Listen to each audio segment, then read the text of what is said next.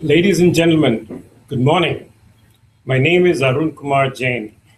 I welcome you to today's Google Hangout on empowerment, creating enabling environments to improve women's leadership potential. First of all, I'd like to thank the IEEE Women in Engineering International Leadership Conference for giving me the opportunity to participate in this exciting virtual event. I also want to thank all of you who are participating in this event virtually from all over the world. I hope you will find our conversation worthwhile. At the outset, I'd like to briefly introduce my company, Fluor Corporation. Fluor is a global engineering, procurement, fabrication, and construction company with extensive operations worldwide, including 3,200 personnel in India. At the conclusion of our presentation, there will be a Q&A portion of the event. I'll be taking your questions through Twitter. So if any of you would like to ask me a question, simply tweet it using the hashtag WeLead, that is hashtag WIELEAD. Development is inextricably linked to equity, which in turn is linked to gender equality.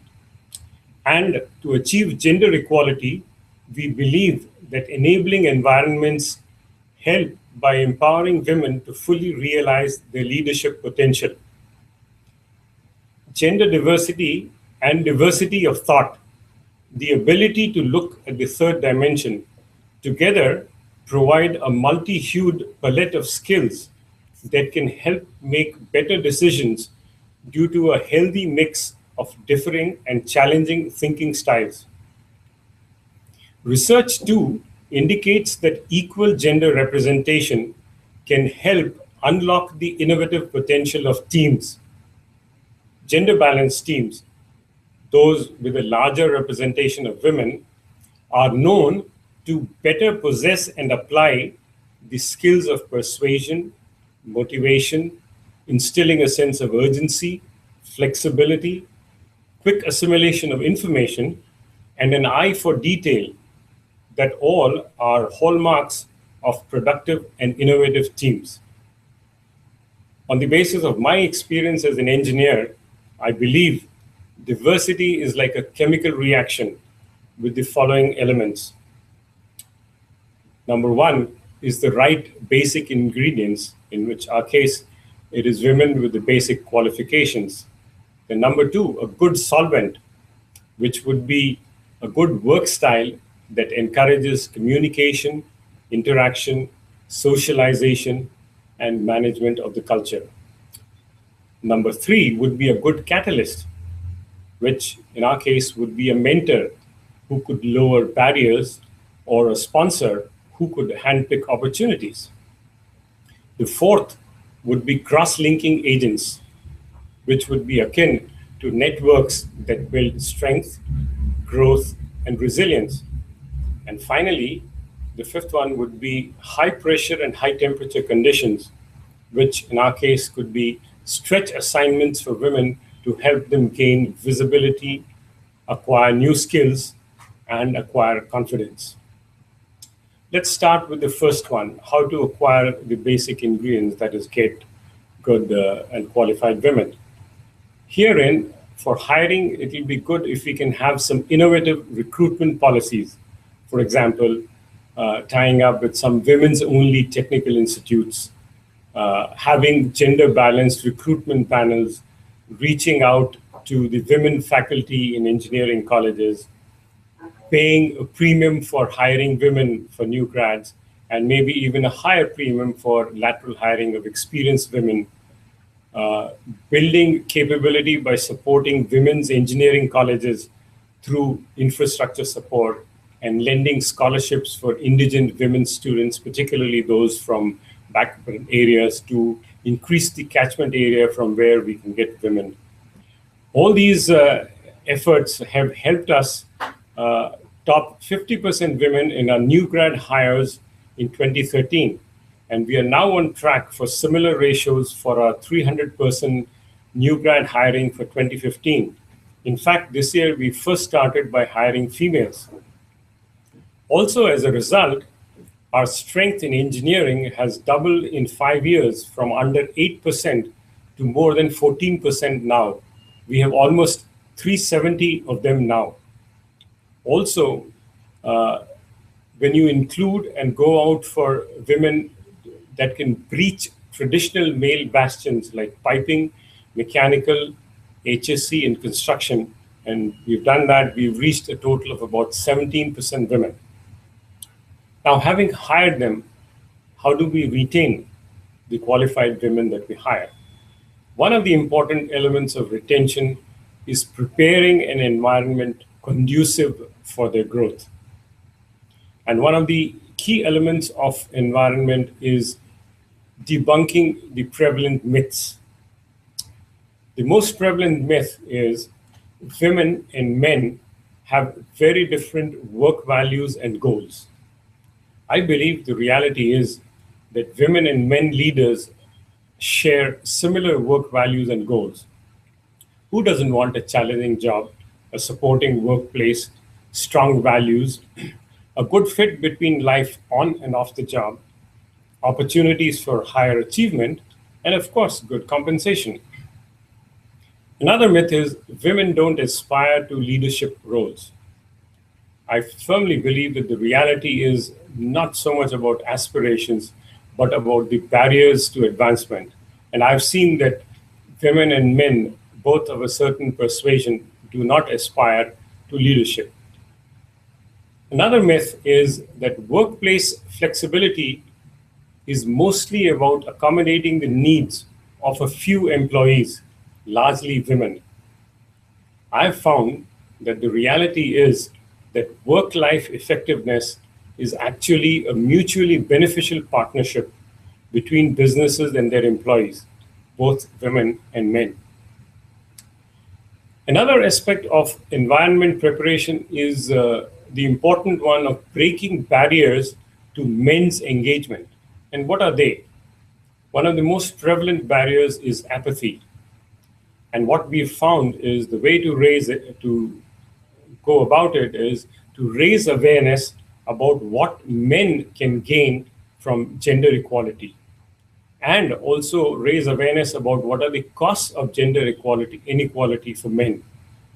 Another potent barrier is fear. And here, discouraging the prevalent zero-sum thinking will help. And also, when we have the sessions, it is best to invite men in and also expose men to male role models who have championed gender inclusion and who have challenged the status quo and have risen within the organization. And we have used this to great success. Another barrier is both real and perceived ignorance. And of course, to do away with this, you've got to provide opportunities for more dialogue, both within and without the gender groups that we have. Another vital aspect of environment preparation is according visibility. And for that, obviously, you need to hold awareness sessions for both starting with the office and engineering leadership teams. Then you need to hold sessions for female employees and for the men leads. And then explain the business case for women and men working together to all of them. Additionally, formation of women's networks, even perhaps affinity sub-networks for, say, leadership, work-life balance, etc., they help quite a lot. Another element which has a very salutary effect is minimizing what is called the minority experience. That is forming 50-50 public teams, that is teams for every public event. And we've used it to great success, even for a thing like choosing a team for a marathon run. Also, what helps is celebrating success stories. Having said this, you may have also heard that the road to success is dotted with many tempting parking places.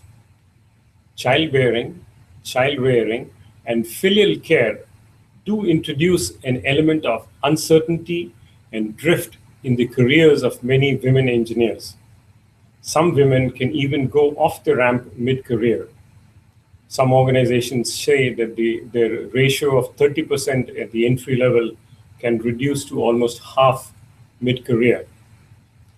Obviously, retention measures at mid-career would be a key factor to the eventual ascension of women in the workplace. Companies need to recognize this crucial phase in the life of women engineers and incorporate processes to not only educate and sensitize men to it, but also to mitigate the impact of such potential slowdowns. And we'll talk about some of those. But I'm happy to inform you that our latest metrics indicate that we've had barely 7 such instances of women leaving the workforce within a period of 2 years of childbirth in the last 5 years that we have kept the metrics for. I believe that this is at least partially owing to the strident efforts to make the work environment employee and especially women-friendly, transparent, and one that promotes inquiry and action.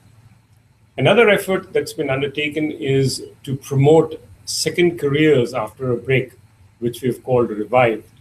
We've made a start, and so far we've been able to help 4 women revive and infuse new life into their careers. There's obviously a long way to go on this. We've also constituted several policies which several organizations can do to create a work environment that is conducive to sustainable growth of women employees.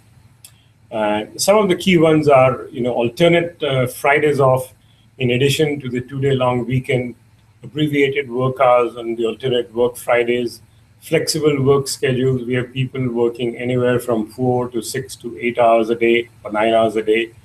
The ability to work from home on occasion for shorter as well as extended periods for up to 6 months, and then empanelment of discounted and subsidized child daycare facilities, supporting smooth transitions before and after maternity leave, and very importantly, performance evaluation systems that neutralize the impact of parental leave.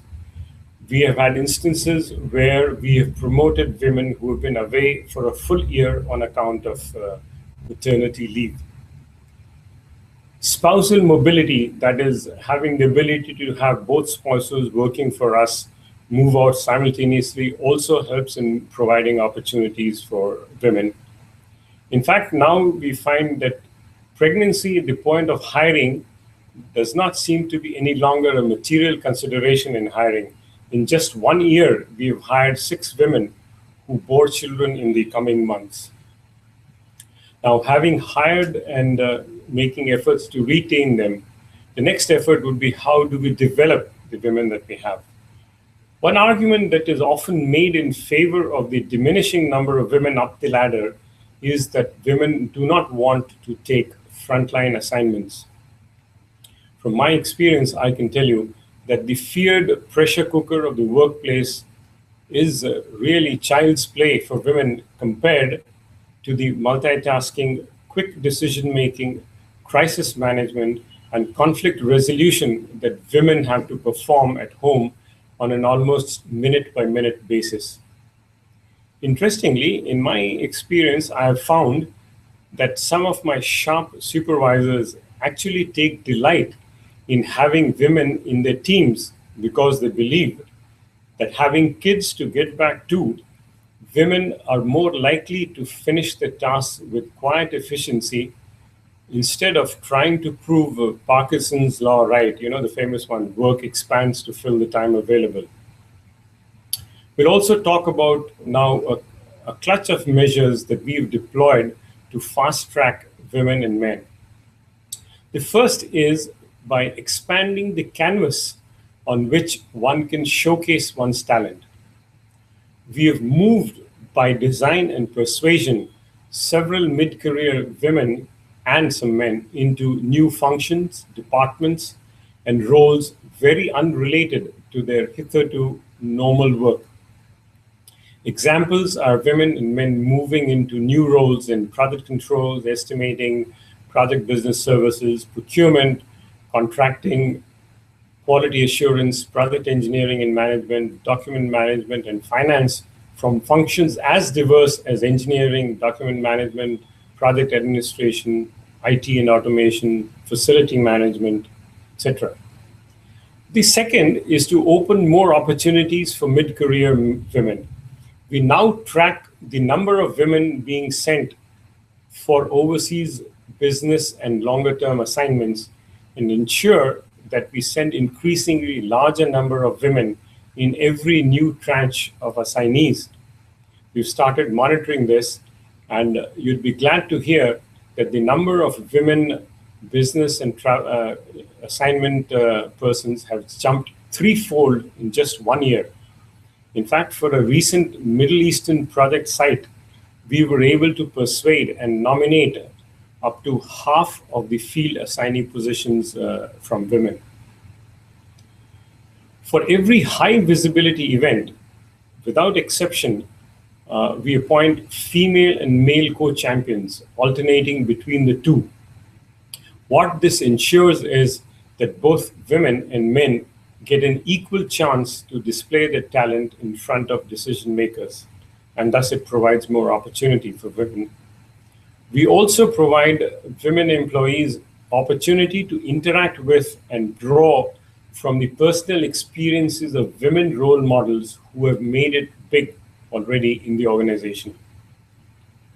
Our young women and men, via their self-help group called GAP, Graduates Advancing to Professionalism, again, get the same opportunity through sessions with visiting top executives and leaders.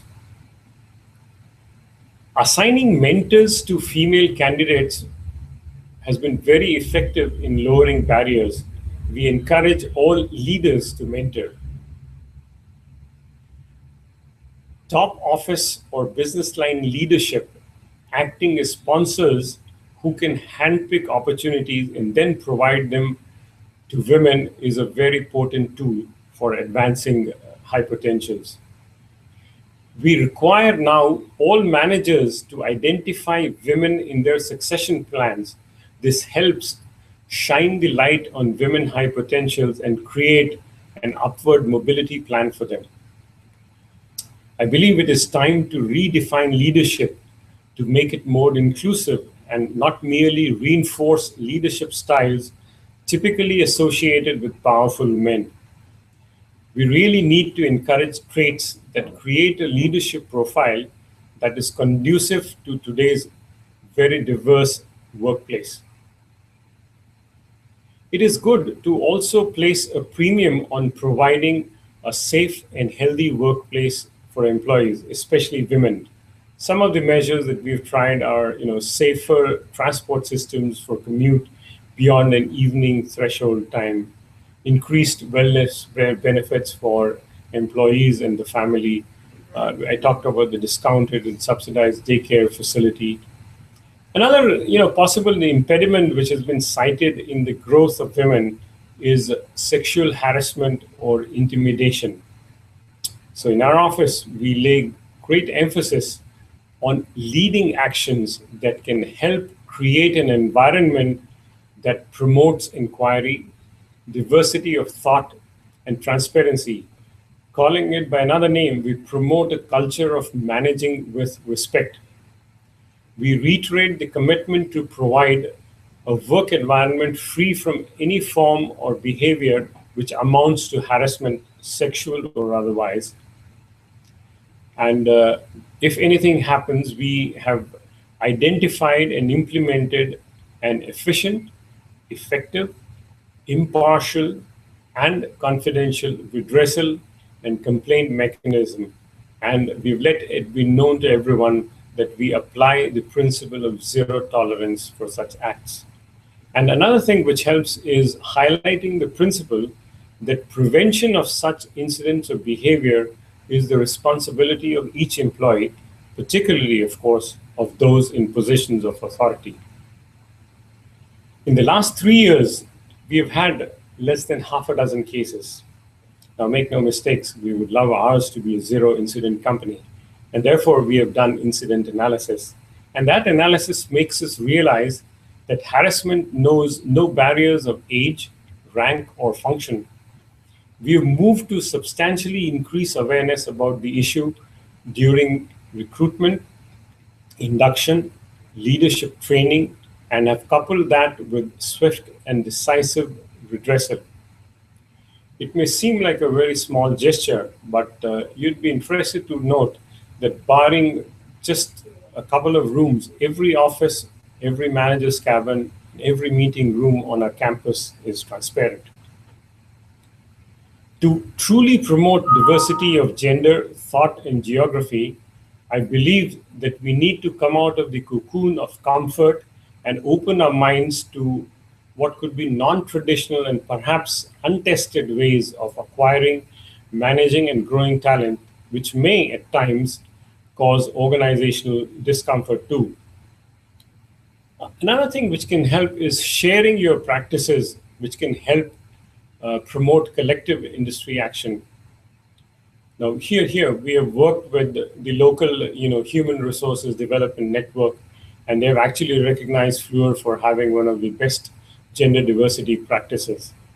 We also work with Catalyst, which in its research report, Getting Ready for Change in India, Inc., a step-by-step guide, references our flagship program of gender diversity called GROW, Growing Representation and Opportunity for Women. Bright Horizons cites Fluor's practices in the research report, Supporting Professional Women in India, Insights from Employers on Supporting Family Care Needs and Career Aspirations. As I said, we've shared and spoken about in national seminars with Management Institute students and other organizations, trade advocacy bodies on various aspects of gender diversity, such as women's leadership, diversity is a source of competitive advantage, prevention of sexual harassment at the workplace, managing diversity. This helps us learn about practices adopted by other companies and also evokes interest regarding our company Fluor amongst women grads, and we have found that it has helped us in recruitment. In early March, along with other business leaders on the Bombay Stock Exchange, I was there to participate in the Ringing the Bell for Gender Equality ceremony, an event hosted by the United Nations Women's Office for Southeast Asia and the Sustainable Stock Exchanges Initiative. On that same day, I, on behalf of Fluor India, signed the CEO Statement of Support for the Women's Empowerment Principles, Equality Meets Business, a United Nations call to action for businesses in India to promote gender equality. So I believe the tone starts from the top. Based on our experience, I believe that here at Fluor India, we're making the transition from diversity being something nice to have to diversity being a must-have now. And as someone said, in this endeavor to promote diversity, we do not believe that sky is, we believe that the sky is no longer the limit. As you know, we've already set foot on the moon. I will now can take your questions, any questions that you may have. Thank you.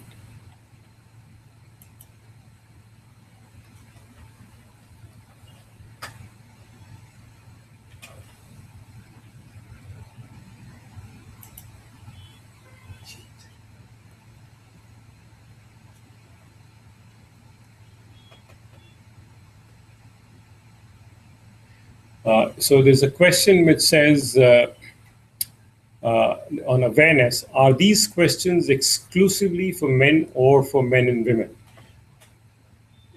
These awareness sessions that we have are for both women and men.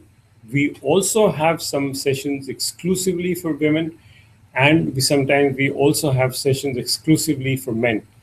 But we have common sessions and those separately for men. And if we have separately for men, we can divide them into men in leadership positions, men who have just been hired, and people in senior management positions. Similarly, for women, we go across the entire spectrum of employees that we have. Yeah, I have a next question.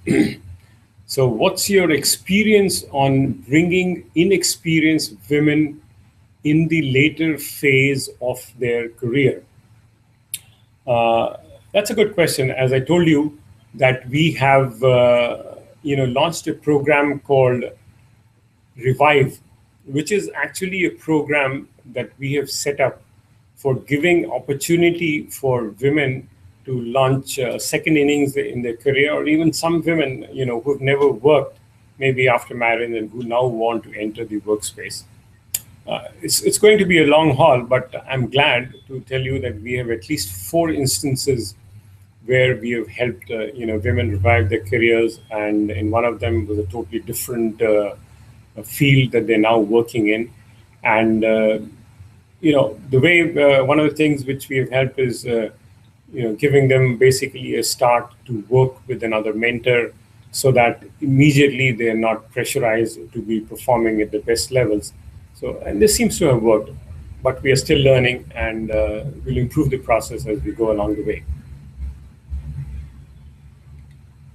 Oh, there's a question number 3. It says, can you share some examples on how you persuade women to take construction assignments?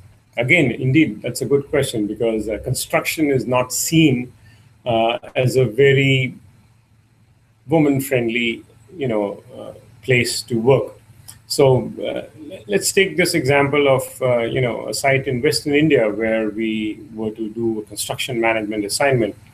So I'd been working, for example, with a lady who was in facility management, and she had shown an interest in safety. So we worked with her, and when this opportunity came, we spoke to her and said, okay, would you be willing to move to the site and be the safety manager at the site?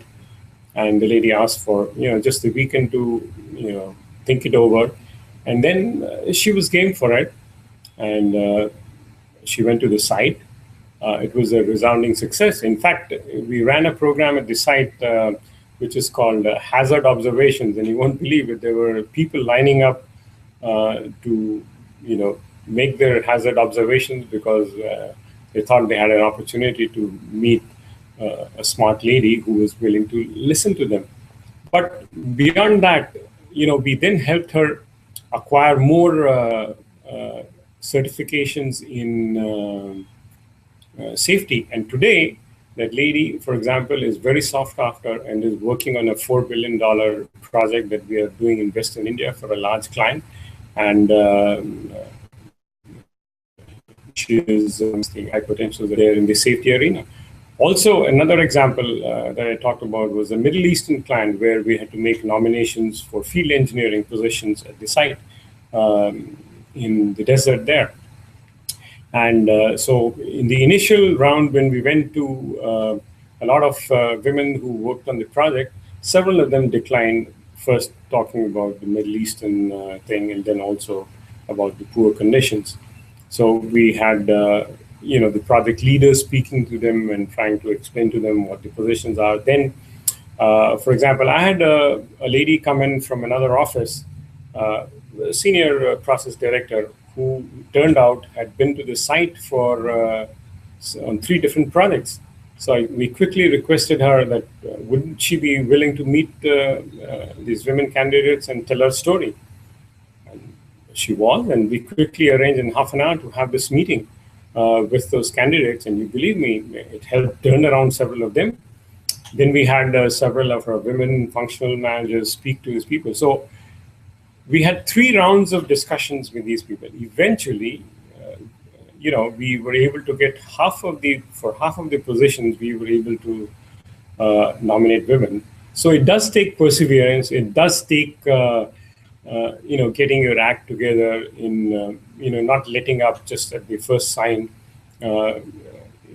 working with them to allay their fears and, telling them what the benefits would be the longer term.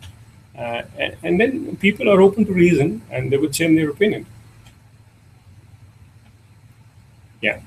So there's another question. It says, what is the most effective way to engage men particularly for initiatives pertaining to women. Okay. I guess the engage men in initiatives pertaining to women is to make them partners or to make them owners for this initiative. And therefore, for example, for our GROW program in India, we've ensured that its leadership has either been with a man or the deputy leadership of this program has been with males. And this has helped us a lot. And also, we've ensured that we start our program by getting men to engage with it. So to work, to have them speak about what they believe are their fears or what would happen. And we had lots of sessions, for example, initially certain people are saying, okay, that means I'm going to lose my job because now you're going to hire women.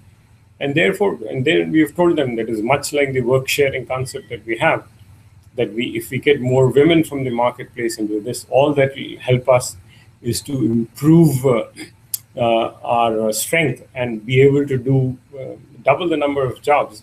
And today our office is a wonderful example. We have grown fourfold in 4 years. So it's a live example of how we've grown both women and men here. Similarly, when you have sessions, for example, we had sessions with several men to ask them, you know, what do you think holds you back from, working with women? Do you think, there will be any impact on efficiency? And do you think, and then, slowly people come back, can I, for example, ask a woman who's not performing to perform, or will I be hauled for sexual harassment? And then what we've told everyone is expected to work. So you have every authority to ask to set targets and have people work to those targets. But you need to keep work, still speak in a manner which is professional and still manage with respect.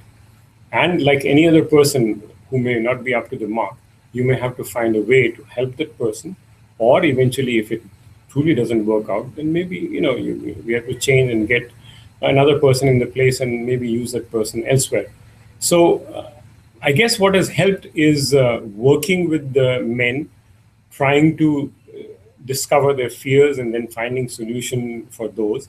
And also another thing for engagement that has helped is celebrating those men who, the brave ones, the first ones who have come and who have embraced this, who, for example, seek women leads in their teams, who make sure that in all the programs, women have a fair share of it. So once you celebrate, then people start realizing that this is a behavior which is valued within the organization and which can earn them benefits. I see another question. He says, Arun, are these strategies being followed in other offices too? I would assume so. Of course, my knowledge of the other offices is not as keen as for this office. But I do believe, based on the discussions that we have as part of a talent development team, that some of these measures are being practiced in other offices, and there might be different measures based upon the cultural milieu and ethic in different parts of the globe where our offices are, that different things may be practiced.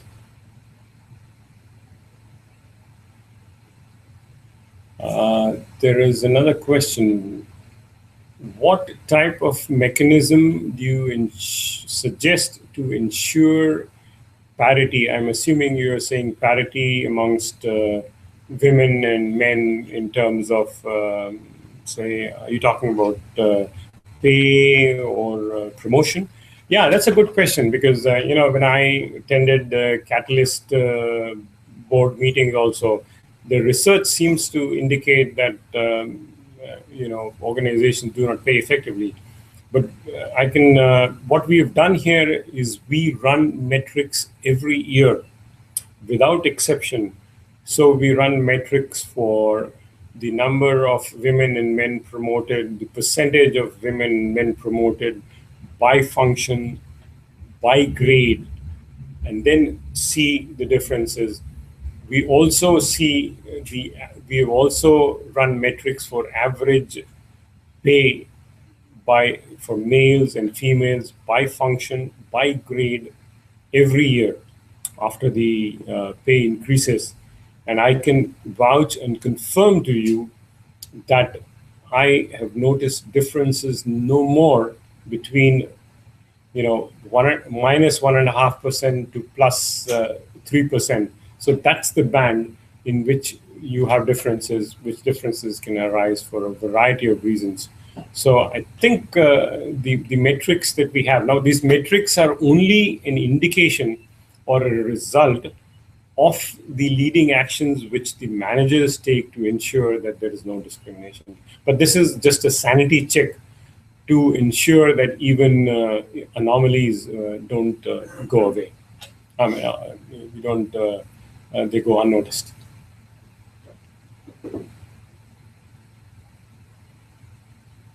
Okay, I think I'd now like to wrap up, and this concludes our today's hangout. I'd like to thank you for your time and participation. If you need more information on today's session or other sessions in this conference, please visit the IEEE Women in Engineering International Leadership Conference website at IEEE.org. I want to again thank the IEEE Women in Engineering International Conference, and particularly Neeta Patel and David Stankiewicz for giving me the opportunity to bring to you today's session. It was indeed a privilege. Please have a great day.